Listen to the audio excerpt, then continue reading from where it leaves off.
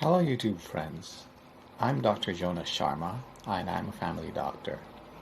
I would like to share with you one important component of managing this coronavirus pandemic that we are facing right now that we seem to miss. It's transmission. The known main mode of transmission of this virus is by person to person through respiratory droplets. Some of these droplets land on a surface and survive a few days. Some stay floating in the air for hours. Some may land on a host and start the cascade of the disease process. During ordinary speech, the droplets can reach to about a meter. This is the reason for the 1 meter social distancing. However, during forceful cough, sneeze, or loud laugh, it can reach up to 10 feet or maybe more. Therefore, we must also focus on stopping the escape of these droplets from those that have it in order to stop its spread. Not all people that have the virus are sick. Some are simply carriers. They are who we call the asymptomatic carriers. Some get sick later after the incubation period. What is the incubation period? The incubation period is the time from when the virus enters the body until the person having it manifests with signs and symptoms.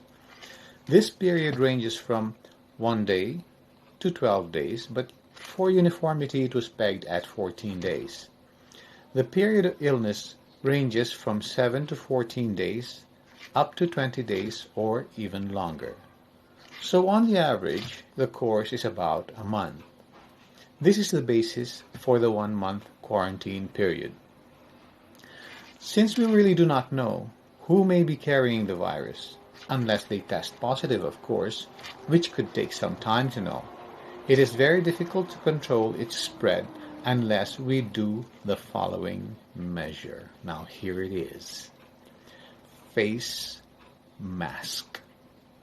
We all must wear face masks until the quarantine period is over. This is not to protect oneself from getting the virus, but rather from its escape from the person that has it. Commercial masks are now very hard to find, but you can wear any mask. Mask made from clothes, towels, or hankies, or anything that can hold the droplets from getting out. Now, where do you think Prince Charles or the others got the virus from? I am 99% sure it's from someone who had the virus but did not wear a mask and let out his droplets and his virus. The virus can only survive in a host person. After it takes its course within, it's over, unless it gets into another host person. This cycle will never end until all persons on earth will have been infected. Some will survive, some will die, but we don't know who will survive and who will die. But how would you know who has the virus? This is next to impossible. We must assume that everyone is infected. If everyone in the whole world wore a mask for 6 weeks, the following would be the effect. 1.